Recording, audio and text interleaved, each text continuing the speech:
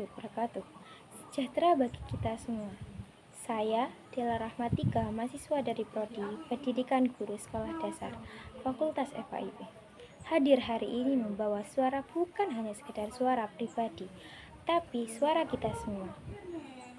Suara mahasiswa, suara kebenaran, suara yang seringkali dianggap mengganggu, padahal ini adalah nafas dari demokrasi. Kita hidup di negara demokrasi, katanya. Tapi, mengapa kritik dibungkam?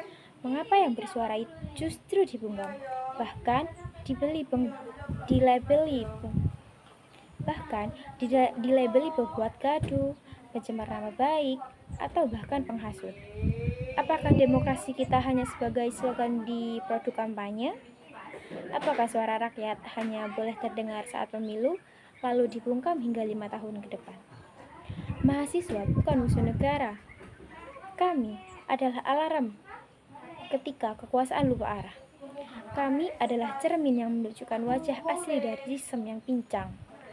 Dan ketika cermin itu dipecahkan, yang hilang bukan kami. Yang hilang adalah rasa malu mereka.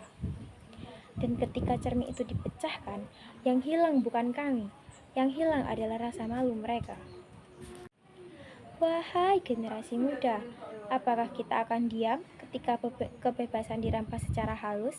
Apakah kita akan takut hanya karena kata-kata diawasi? Tidak, mahasiswa tidak boleh padam. Kita bukan boneka dalam sistem yang pura-pura mendengar. Kita adalah cahaya kegelapan kebungkaman. Berani bersuara bukan berarti melawan negara, tapi menyelamatkan negara dari kesesatan kekuasaan. Ini bukan hanya tentang kita. Ini bukan hanya tentang kita. Ini tentang masa depan demokrasi. Kebebasan bersuara bukan ancaman. Yang mengancam adalah ketika kebenaran tidak bisa lagi diucapkan. Jangan takut untuk berkata benar, karena diam bukan pilihan saat keadilan dibungkam.